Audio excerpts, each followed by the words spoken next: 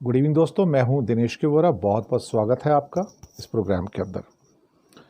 दोस्तों, वियतनाम और बांग्लादेश की तो समझो लॉटरी निकल आई है, क्योंकि भारत के ऊपर 50% का जो एक किस्म से बैन लगा है या सैंक्शंस लगी हैं, उसकी वजह से 20% और 20% के टैरिफ के ऊपर बांग्लादेश और वियतनाम को बहुत सारे इंडस्ट्री के अंदर जो है बहुत बड़ा एडवांटेज मिल गया है। एक किस्म की लॉटरी निकल आई है।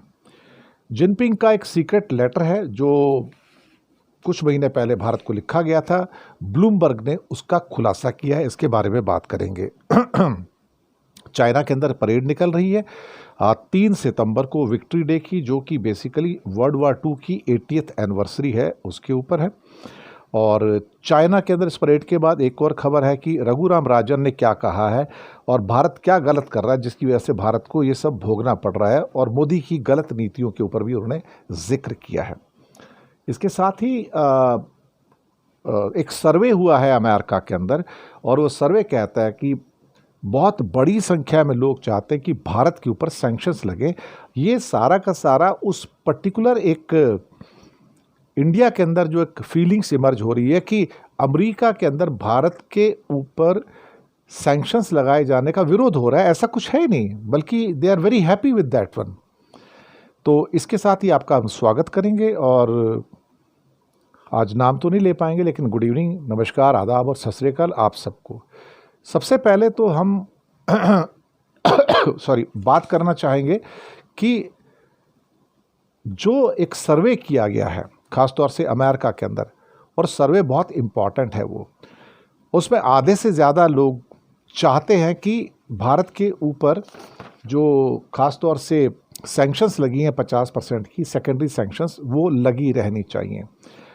लेकिन ये जो सर्वे राइटर्स और इप्सॉस IPSOS दोनों ने मिलकर किया है, इस पोलिंग के अंदर करीब करीब 62% लोग उन लोगों के ऊपर जो सारे के सारे प्रतिबंध लगाए गए हैं, सैंक्शंस लगाए गए हैं 50% के या कुछ और, वो उससे खुश हैं। और वो चाहते हैं कि जो कंट्री रूस को सहयोग कर रहे हैं यूक्रेन के खिलाफ युद्ध करने के में, और उनको ज़्यादा पैसे दे के कहीं ना कहीं वॉर मशीन को जारी करने में मदद कर रहे हैं, और इंडिया उनमें से एक है। तो ये तो बड़ा एक इम्पॉर्टेंट चीज़ निकल के आई है कि हमारे यहाँ तो गोदी मीडिया के द्वारा ये फैलाया जाता था कि अमेरिका में लोग बड़े दुखी हैं और उनके चीज़ें महंगी हो गई हैं। अब भारत से चीज़ें जो जाएंगी उस पर 50% टैरिफ लग के तो उनके लिए तो ज़िंदगी मुहाल हो गई है। ऐसा कुछ है नहीं वहाँ पर, लेकिन हमारे यहाँ तस्वीरें पेश की जाती हैं। और 62% लोगों ने कहा कि इंडिया के ऊपर जो सैंक्शंस लगाई गई हैं 50% की, बिल्कुल ठीक है।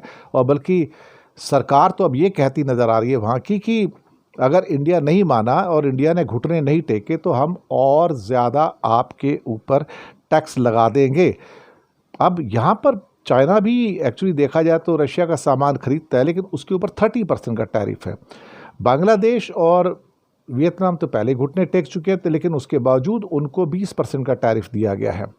तो मैं जैसे कि बताया कि एक इस जो सो कॉल्ड सर्वे से जो चीज़ें निकल के आ रही हैं, अब वो एक किस्म से एक नई पिक्चर पेश कर रही हैं कि लोग जो हैं इस बात से कतई भी चिंतित नहीं है, फिक्रमंद नहीं है कि इंडिया के ऊपर 50% का टैरिफ लग गया है। हमारे यहाँ ये चीज़ें फैलाई जाती हैं, कुछ हमारे गोदी मीडिया के चैनल कुछ अंग्रेज़ों को ला के बिठा देते हैं भाड़े के टट्टू की तरह, उनसे कहते हैं कि आप बोलो कि ट्रंप बहुत परेशान है, ट्रंप के डिसीजन से अमेरिकन्स परेशान हैं, उनकी चीज़ें महंगी हो गई हैं और भारत के खिलाफ ऐसा करना गलत है। वो इस किस्म की चीज़ें कहलवाते हैं उनसे बोल के, शायद हो सकता है पैसे वैसे देते होंगे उनको, लेकिन इन एक्चुअलिटी कंडीशन ऐसी है नहीं। वहाँ पर कंडीशन ये है कि अमेरिका में लोग इंडिया के ऊपर सैंक्शन लगाने से कोई ज़्यादा नाराज़ नहीं है, बल्कि 62% तो कहते हैं कि हाँ, हम इस हक में हैं कि अच्छी बात है इंडिया के ऊपर सैंक्शंस लगाई गई हैं।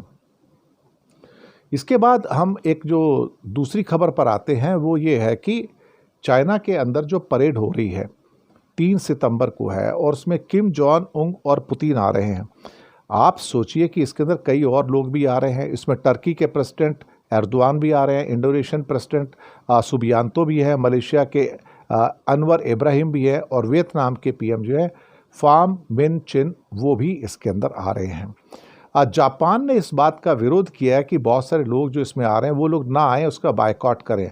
लेकिन चाइना का ये जो डिप्लोमेटिक मूव है ये अमेरिका को भी परेशान करने वाला है और अमेरिका में ट्रंप प्रशासन का ये कहना है कि भाई अब वर्ल्ड वार 2 की जितनी भी एट्रोसिटीज़ थी सारी की सारी जो जापानियों ने दुनिया के ऊपर की थी, जर्मन ने भी की थी, जापानियों ने भी की थी, तो अब उसको दोबारा से याद करने से क्या फ़ायदा। अब जो ज़ख्म भर चुके हैं उसको आप क्यों कुरेद रहे हो। तो मुझे लगता है कि जापान ने नाराज़गी व्यक्त की है लेकिन उसकी कोई परवाह नहीं कर रहा है। और लेकिन 26 देशों के जो नेता हैं वो इसमें आ रहे हैं। हालांकि इसमें एक इनविटेशन ट्रंप को भी दिया गया था, पर मुझे नहीं लगता कि जापान की फीलिंग्स को ध्यान में रखते हुए वो शायद इसमें शामिल हों। ये दरअसल तियानजिन शहर में ये एक जैसे कि क्या कहते हैं कि एससीओ मीटिंग भी हो रही है, उसके तुरंत बाद तियानमेन स्क्वायर के अंदर, जी हाँ तियानमेन स्क्वायर जो बड़ा बदनाम भी है एक्चुअली का, वहाँ पे तो टैंक भी चले थे, लोग मारे गए थे, वहाँ पर एक सैनिक परेड का आयोजन किया गया है और उस सैनिक परेड के अंदर चाइना अपनी मिलिट्री माइट को पेश करने जा रहा है और दुनिया को बताने जा रहा है कि आके देखो हम कहाँ पर ऑपरेट कर रहे हैं। जो भी न्यूज़ अभी तक आपको मिलती है आर्मी के बारे में टुकड़े टुकड़ों मिलती है, हम आपको दिखाएंगे कि हमने क्या प्रोग्रेस की है और हमारे पास किस किस्म का मिलिट्री माइट है इस समय। ये अपने आप पे मुझे लगता है कि काफ़ी इम्पॉर्टेंट है। और इसमें शायद पाकिस्तान के प्राइम मिनिस्टर शहबाज शरीफ, मालदीव के प्रेसिडेंट मोहम्मद मोइज़ू, नेपाल के prime minister KP Sharma Oli भी इसके अंदर शामिल होने जा रहे हैं। तो अच्छी खासी संख्या में काफ़ी जो चाइना के सपोर्टर जो कंट्रीज़ हैं वो इसमें शामिल होने जा रहे हैं। अब आते हैं कि ख़ासतौर से जो सीक्रेट लेटर की एक बात हो रही है, वो है क्या अल्टीमेटली। शी जिनपिंग ने एक लेटर लिखा था कुछ महीने पहले। ब्लूमबर्ग की रिपोर्ट आती है, ब्लूमबर्ग की रिपोर्ट आती है कि एक करीब 5 महीने पहले एक लेटर लिखा था जब चीन के ऊपर तकरीबन 250% तक टैरिफ लगा दिया गया था। तो चीन को तब लगा था कि भाई हमें भारत की मदद की ज़रूरत है और अगर हम कलेक्टिवली एक साथ खड़े हो जाएंगे तो अमेरिका का सामना कर पाएंगे। लेकिन उस समय इंडिया ने चीन का साथ नहीं दिया और एक किस्म से कहा जाए तो उस लेटर को इग्नोर कर दिया। उसके बाद फिर ऑपरेशन सिंदूर भी हुआ और उसमें चाइना ने खुलकर पाकिस्तान का भी साथ दिया, ये आपको पता है। और लेकिन भारत ने ओपनली इसके ऊपर कोई ऐसी नाराज़गी नहीं जताई जो नाराज़गी उन्होंने अजरबैजान और टर्की को लेकर जताई थी। लेकिन जैसे जैसे अमेरिका से भारत के ऊपर दबाव बढ़ता चला गया और ये क्लियर हो गया कि अब सेकेंडरी सैंक्शंस इंडिया पे लगने जा रही हैं, वैसे वैसे भारत ने ब्लूमबर्ग की रिपोर्ट के हिसाब से वापस से चाइना की ओर एक रुख किया और उस लेटर को निकाल के शायद उसका जवाब दिया या उसका कॉग्निजेंस लिया। लेटर दरअसल प्रेसिडेंट द्रौपदी मुर्मू को लिखा गया था शी जिनपिंग की ओर से और लेटर वो फिर सीक्रेट लेटर था और ये बाद में इमीडिएटली ये मोदी को भेज दिया गया था। कहा यह गया कि इस लेटर को बहुत केयरफुली लिखा गया था और इसमें सारी केयर ली गई थी और तब अमेरिका की जो इकोनॉमिक एक्टिविटीज़ है उसको लेके कंसर्न्स जो थे वो व्यक्त किए गए थे कि बाईलेटरल जो रिलेशंस हैं हम उसको मजबूत करने के लिए जो डिप्लोमेटिक हमारी एक पहल हो सकती है उसका एक ऑफ़र दिया गया था कि आप हमारे साथ मिल जाइए। और ये तब था कि जब चीन के ऊपर अमेरिका का दबाव बहुत ज़्यादा था, लेकिन इंडिया ने तब उसका जवाब नहीं दिया। और उसके बाद थोड़ी सी बात और गंभीर हो गई थी जब ऑपरेशन सिंदूर हुआ था और चाइना ने तब पाकिस्तान को पूरा का पूरा सपोर्ट किया था। लेकिन जैसे ही अमेरिका का दबाव भारत पर बढ़ा और उसके बाद भारत को जब हीट महसूस हुई तब भारत फिर चीन की ओर जाना शुरू हो गया। अब जब भारत चीन की ओर जाना शुरू हुआ तो यहाँ से थोड़ा सा एक टर्निंग पॉइंट आता है और कहीं ना कहीं इस बात का एहसास हुआ कि जो हो रहा है वो गलत हो रहा है और हम मिल के शायद हो सकता है सामना कर लें। और भारत की ओर से जो सारे के सारे स्टेटमेंट्स निकल के आए वो ऐसे थे जैसे हम अमेरिका को रिटेलिएट करना चाहते हैं, उसको जवाब देना चाहते हैं। और शी जिनपिंग ने भी कहा था कि अमेरिका एक बुली है, अगर आप बुली को जवाब नहीं देंगे तो ये आपको और ज़्यादा दबाता चला जाएगा। यही बात हुई, इंडिया ने जब उसको प्रेशराइज़ किया तो फिर अलग अलग किस्म की आवाज़ें जो थीं अमेरिका से निकलनी शुरू हुई। पीटर नवारो कहते नजर आए कि भारत एक अहंकारी मुल्क है, अहंकारी लोग हैं, घमंडी लोग हैं, लोग ये लोग बात नहीं करना चाहते। और जो रशियन तेल को बेच के मुनाफाखोरी करके आप रशिया को फीड कर रहे हैं, ये बात एक किस्म से कहा जाए तो ठीक भी है। मैं भी इस बात को मान के चलता हूँ कि भारत ने मुनाफाखोरी की, ये बात सही है। रिलायंस ने मुनाफाखोरी की, सही है। हम लोगों को सस्ता तेल खरीद के रशिया से महंगा भारत के लोगों को बेचा गया, तो मुनाफाखोरी की, ये बात बिल्कुल सही है। अब यहाँ पर बहुत सारे सवाल हैं। अब उन सवालों में से सबसे पहला सवाल तो ये उठता है कि भारत को क्या चीन के ऊपर यकीन करना चाहिए? धंधा करो, ट्रेड करो, लेकिन यकीन करने के लिए क्या चीन ही मिला है क्या? अगर अमेरिका भी धोखेबाज है और चीन भी धोखेबाज है, तो फिर चीन की गोद में क्यों जाके बैठ रहे हो? ये दरअसल ये कोई अमेरिका को जवाब तो नहीं हो गया। मैं तो इसको जवाब मानता ही नहीं हूँ। अगर ये जवाब आप देने जा रहे हो तो फिर तो आप बहुत बुरा कर रहे हैं। इस बीच में आरबीआई के गवर्नर, जो फॉर्मर गवर्नर थे रघुराम राजन, उनका एक इंटरव्यू आया इंडिया टुडे के साथ, और वहाँ पे उन्होंने कई सारी वार्निंग दे दी। अभी भी जाग जाओ, अगर आप, एक वेकअप कॉल है इंडिया के लिए, अभी भी जाग जाओ, अगर नहीं जागे तो बहुत बड़े नुकसान के लिए आपको तैयार रहना होगा, बहुत बड़े नुकसान के लिए। अब उनका कहना था कि जो नया वर्ल्ड ऑर्डर जो है, उसमें जो ट्रेड है, इन्वेस्टमेंट है, जो फाइनेंस है, उसको हथियार बनाया जा रहा है और अमेरिका उसमें कामयाब होता हुआ नज़र आ रहा है, और इंडिया किसी भी किस्म की डील अभी तक नहीं कर पाया है। वो बहुत अनफॉर्चुनेट है। और रशिया से तेल खरीदने में जुर्माना लगाया गया है। उनका ये कहना है कि हमें किसी भी कंट्री पे बहुत ज़्यादा डिपेंड नहीं करना चाहिए। ये बात सही लिखी है, क्योंकि हम चाइना और हांगकांग मिला लो तो $150 बिलियन का सामान उससे खरीदते हैं। ये बहुत बड़ा अमाउंट है। तो भाई अगर $700 बिलियन का टोटल हमारा इम्पोर्ट है, तो एक किस्म से गुड्स का, और उसमें $150 बिलियन सिर्फ चाइना से आ रहा है, तो ये तो करीब 20-22% के आसपास हो जाता है, which is very dangerous actually देखा जाए तो ओवर डिपेंडेंस है सारे के सारे सेक्टर्स पे। और ये भी कहा कि अगर आपको आगे बढ़ना है तो फिर आपको टेक्नोलॉजी के अंदर विकास करना पड़ेगा, जो आप कर नहीं रहे हो। तेल के खरीदने पे जो उन्होंने कहना है कि जो आपने रिफाइनरी से जो तेल लिया और महंगा बेचा इंडियंस को, या उसका यूरोप को महंगा बेचा, तो वहाँ पे अत्यधिक लाभ कमाया आपने, मुनाफाखोरी की है, प्रॉफिटरिंग की है आपने। ये बात से तो मैं भी सहमत हूँ बिल्कुल कि इंडिया ने मुनाफाखोरी की, उसका फ़ायदा हमको नहीं दिया है।